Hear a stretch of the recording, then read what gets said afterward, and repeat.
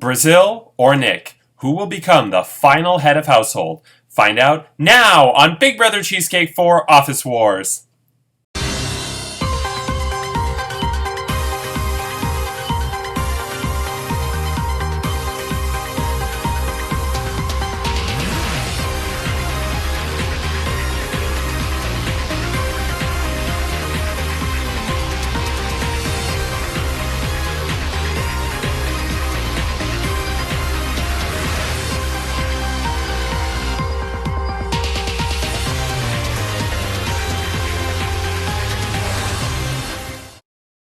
Hello, I'm Andrew Shevsik Moonves. Welcome to Big Brother Cheesecake for Office Wars. It's day 81 inside the Big Brother Cheesecake house, and Brazil, Lindsay, and Nick are the final three.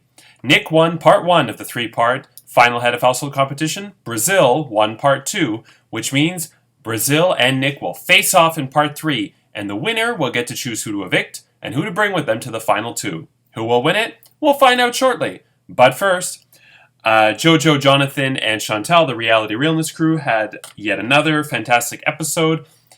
And first and foremost, Jonathan did post the Miss Congeniality Award, where you can vote for any house guest who appeared on Reality Realness this season. So there's 14 total, including the 3 house guests still in the game. Anybody, alumni, fans, anybody in the Big Brother Cheesecake Public Forum can vote for who they want to see win Miss Congeniality, basically America's favorite player, or whatever you want to call it. And whoever gets the most votes will win a monetary prize. And I like how Jonathan stressed monetary prize, because I, of course, assumed it was his penis. But, darn! Anyway, but I'm not eligible to win that. Let's see. So, Chantal and Jonathan both said they enjoyed Tiffany much more this time around. And Jonathan even went to say he would make a final 2 with Tiffany. Now, first of all, Tiffany was tired, as I did mention. She had worked like an 11-hour shift. So I think the fact that she was tired meant she was not as crazy. And of course, Chantal, I'm sure, was okay with Tiffany also, because Tiffany did say in the video, and she's verbalized it to me before, that she liked Chantal. So there's that. But it was interesting that they both all of a sudden were a lot more positive about her. And I'm thinking it's because Jonathan and Jojo wasn't there yet at this point. Jonathan and Chantal both dislike, for lack of a much harsher word, Chad and Charlene. And they both know that if they plug Tiffany, that whether consciously or subconsciously, if they plug Tiffany and Tiffany gets on All Stars, Jeffrey is guaranteed a spot on All Stars, Eitan is likely to be asked. That takes 3 spots from season 1, and it means that it will at least bump Chad or Charlene off. And so I don't doubt that that's what they were thinking, and that's okay. I'm still on the fence with Chad and Charlene. I also did create a poll in the Big Brother Cheesecake Public Forum, either yay or nay, for anyone can answer that on whether Chad and Charlene should be in All-Stars. That poll is, of course, not binding, but the commentary on that poll is fascinating, and I would read it out. But I don't want to talk about All-Stars on this season. I want to stick, obviously, with Big Brother Cheesecake 4, because that's where we are now, and we're at a pivotal point in the game. But, yeah, obviously, please cast your vote on that. It was very interesting, the commentary. That leads me to my next point, which is Chad and Charlene on Reality Realness, which Chad brought up in the commentary. When it comes to Chad and Charlene saying that they were invited and Chantal bitched out, and then Chantal and Jonathan said their side, which is they just never got back to them. I think on this case, I'm going to have to side with Chantal and Jonathan. Their story is much more plausible and reasonable, and knowing what I know about Chad and Charlene, and what I know about Chantal and Jonathan, I think that is what actually happened. Let's see here. And Krista did get very upset with one of Chad's comments, but I'm not saying what it is. You have to look yourself. Donnie and his spiritual journey. So I mentioned Donnie, my ex, whatever you want to call it. So Chantal said, why didn't you go on the spiritual journey where you practice meditation and yoga and have there's candles lit everywhere and you do all kinds of voodoo and whatever it was. My issue was the fact that on Plenty of Fish, he sold himself as a psychiatrist, which is what he is. And on our first and second date, we went out for sushi and we talked, and he was perfectly, like, I don't want to say normal because it doesn't mean that all that other stuff is not normal, but he was perfectly normal. Second date, he cooked for me and we watched Grace and Frankie on Netflix and cuddled, and like everything was going normal. And then I started seeing the hippie thing. He played that thing that Homer Simpson, Lisa played for Homer Simpson, the right, that thing. Like lighting the candles, doing the meditation. He wanted to read not read my palm. What's the other thing? Like give me all of my fortune, my future based on something else. It wasn't my palm though. I forgot what it was. But anyway, it was the fact that he changed, that he wasn't up. Clearly that whole spiritual thing was who he was. And it's, for the record, Brett, who played on Backyard Big Brother, I was very attracted to him when I first met him. The second I saw him in, I think it was season 6, I was like, holy shit. And I even said out loud, I was like, you are very attractive. And nothing came of it. But I'm very attracted to that, and that's fine. But it was the fact that Donnie sold himself as a psychiatrist, which he is, and as this sort of simple, two-dimensional person, and that it gradually changed. That's what bothered me, that it was not the same guy that I kind of was attracted to at first. And I mean, I was falling for that person, and then that person changed. It's kind of, if you're a fan of Bachelor, Bachelorette, like there's one person every season. The first person that comes to mind is Luke P. on Hannah Banana's season, who kind of sold himself as this religious, I've changed my ways, God-fearing person. And then he sort of morphed into a self-centered, jealous, chauvinistic kind of guy. And of course, then it all led to the dramatic finish, which I love, which is when Hannah was like, I did it with Peter in a windmill twice. And Luke said, she walks away and Luke's like, don't you feel like you owe me this? And she goes, I don't owe you anything. Anyway, but yeah, so that's the part that bothered me. Not the spiritual stuff, the fact that he changed. Anyway, and that he wouldn't give me the title boyfriend. After 6 months, if I'm dating you and I'm seeing you at least once a week and sleeping over at your place and sleeping with you, and you can't give me the title boyfriend, how long do I have to wait for boyfriend? And if I have to wait more than 6 months for boyfriend, how long do I have to wait to move in with you? To meet your friends and family, and for you to meet my friends and family? To get engaged, to get married, to have kids? If it takes 6 months to get to boyfriend, it's going to take decades to get to having kids. So no. Anyway, fear of flying. I will admit I'm not super comfortable with flying either, but what makes me much more comfortable is when I remind myself that I've been waiting to go on this cruise or on this beach or whatever for months. And if I get off the plane, I have to spend the next 2 weeks at home doing nothing versus doing everything that I paid for that's at this point non-refundable. I made it through security, which is where they basically, because for some reason I'm always the one where the thing beeps. So I'm always the one that gets the what is it called? Where they probe you up the ass, that thing. They take you in the room, you take your clothes off. It's interesting. You get through security, you get through all the crap, you go through customs, you go in the line where they herd you, and there was always one person that goes moo in line.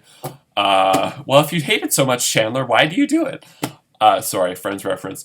You stand in line at the Tim Hortons at Terminal 1, which has the 45-minute lineup, where the express line takes longer than the regular line because people can't read that this is express for coffee and donuts only, and they start ordering bagels. And I'm like, bitch, bagels are not the same thing as donuts.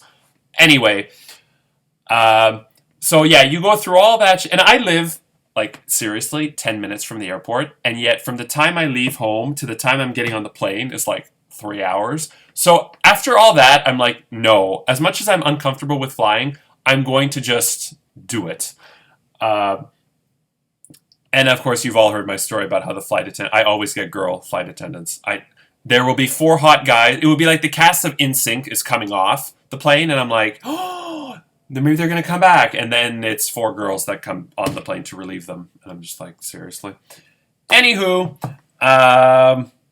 although what's funny is Julian and Adam from last season ended up on a flight with Alvin as their flight attendant. And Nicole is like, you all fucking know each other? Every Canadian knows each other. It's so fucked up. Anywho, how small is Canada? So Chantal, have you ever seen a scary movie that's so bad that it's funny? That's Fox News. That's why I watch it. I don't believe anything. Even though Brett Baer at 6 o'clock does just tell the news as it is, I will give him credit. He's accurate. And the Fox News polls right now show Biden ahead. So, mind you, they showed Hillary ahead, so what do I know? But, yeah, I don't believe anything they say. And Tucker Carlson and Hannity and Laura Ingraham, those I can't stand. I can't watch them for more than a minute because they're just so terrible. But the daytime anchors who are just lunatics, it's a good laugh. I'm sorry. Jojo comes on, and I don't know if Jojo realized that they were recording, but Jojo comes on and is just spilling all the tea of work. Like, this one woman got fired because she was at a party at 6 a.m. and posted it on Instagram, and then called in sick the next day. 3 people called in sick, and so I was stuck working until 4:30 p.m. Anyway, it's funny. This, last but not least, the staircase being tricky. I get Chantal's point, but I like the fact that it's tricky and difficult. It's not supposed to be easy in the Final Four veto. And I'm still debating whether or not to change the Final Four veto and All-Stars, because I don't like that it's predictable and you know that competition is coming. But at the same time, I love Staircase, and I want to see if anybody can beat Jeffrey's record of 22.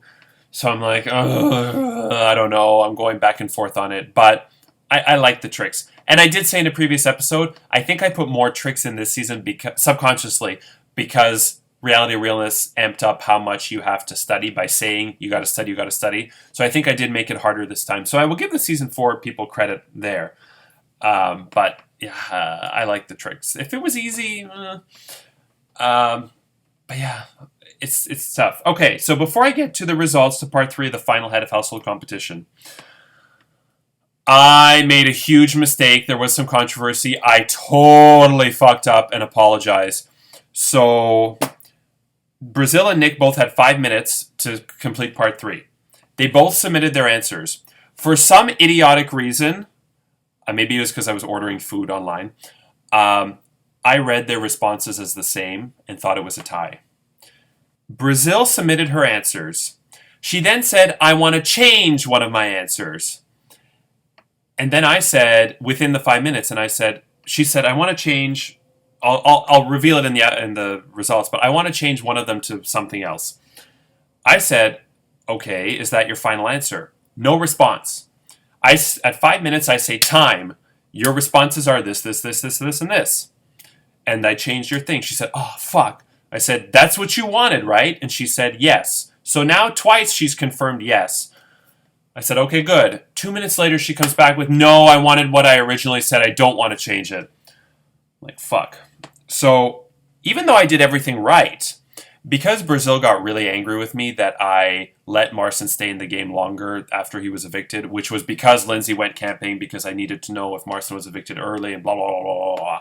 She was upset that Marcin stayed in the game longer and was able to take notes from Nick and Lindsay, which he used to kind of plug them on Reality Realness. And so she was pissed about that.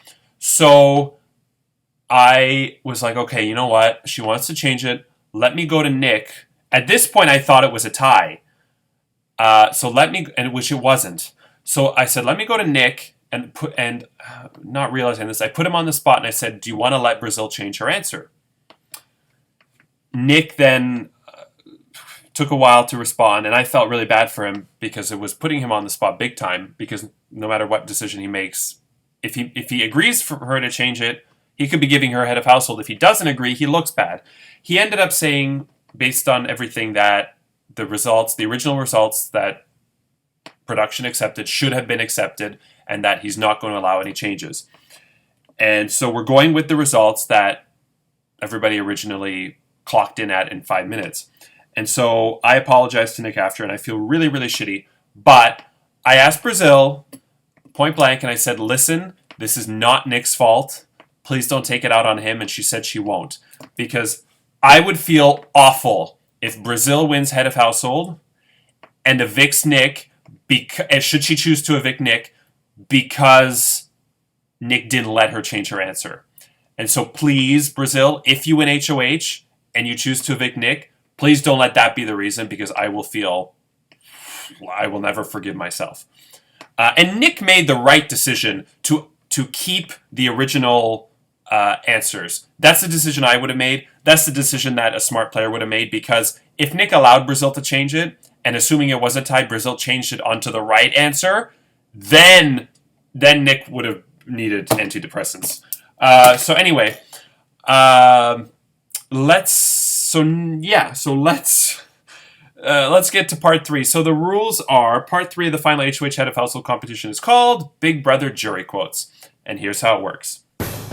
I will read you 6 quotes from the jury members. You have to decide whether the fill-in-the-blank part is A or B. The best score out of 6 wins, and if not, we go to a tiebreaker question. Okay. Is everybody ready? Let's begin. Question 1. Rai said, the thing that cost me the game was A. 4 house guests lying to me the week I was evicted, or B. winning the promotion to jury in Prank or No Prank. You both say A. Let's see what Rai has to say. The thing that cost me the game was 4 house guests lying to me the week I was evicted. The correct answer is A. You both get a point. 1-1. Question 2. Brenda said, the house guest who disappointed me the most this season was A. Curtis. What a condescending shithead. Or B. Myself. I let it get the best of me at times. You both say B. Let's see what Brenda had to say. Yes, the house guest who disappointed me the most was Curtis. What a condescending shithead. The correct answer is A. You both get it wrong. 1-1. Question 3. Curtis said, the most shocking moment of the season was A. Brenda's behavior and comments towards me, or B. Lindsay, Marcin, and Nick playing me hard the last 3 weeks without me knowing. Nick says A, Brazil says B. Oh, Brazil changed it. Brazil changed it to A. This is the one that Brazil ended up changing before the 5 minutes locked in. So Brazil changed it from B to A. So now you both say A. Let's see Curtis's answer. Hello there, I'm Curtis. The most shocking moment of the season was Lindsay, Marcin, and Nick playing me hard the last 3 weeks without me knowing. The correct answer was B. So you both got it wrong. 1-1. Question 4. Kat said, the hottest guy this season was A. Nick, because I loved his piercing eyes and careless whispers. Or B. Marcin, because he's a stone's throw away from Arby's. You both say A. Let's see what Kat had to say. The hottest guy this season was Nick, because I loved his piercing eyes and careless whispers, and I can get Arby's by myself. I don't need a man to get it for me. You both got it correct, and I'm impressed. I thought that one was going to trick you. You are still tied, 2-2. Question 5. CJ said, the most annoying thing about this season was A. Rai's constant power trips. What an egotistical prick. Or B. Every time Lisa started a speech with, I'm an essential worker. Brazil says A, Nick says B. Let's see CJ's answer. Oh. I know there's some booze in here. Oh well. The most annoying thing that happened about this season was Rai's constant power trips. What an egotistical prick. The correct answer is A, Brazil. You lead 3-2. Question 6. Marcin said, the funniest moment that happened in the game was A, Brenda saying Lindt chocolate bananas, or B, when Rai thought throwing Topaz Vito to CJ was a good move. Nick says A, Brazil says B. Let's see the answer. The funniest moment that happened in the game was when Rai thought throwing Topaz Vito to CJ was a good move.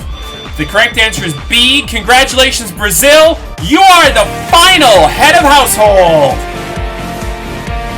Brazil, you have until 11 p.m. Eastern Standard Time to privately message me your vote to evict either Nick or Lindsay. Nick and Lindsay, this is your last chance to make a plea.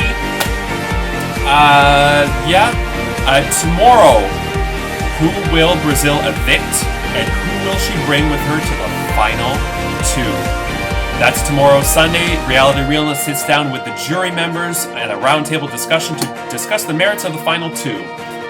And Monday, the jurors will vote for the winner of Big Brother Cheesecake 4. And I will have an announcement on the next season of Big Brother Cheesecake. And Tuesday is finale night. Who will win Miss Congeniality? And, most importantly, who will win Big Brother Cheesecake 4 Office Wars? I'm Andrew Shesik Moonves. Take care and we leave you as we drop on the house guests. Good night.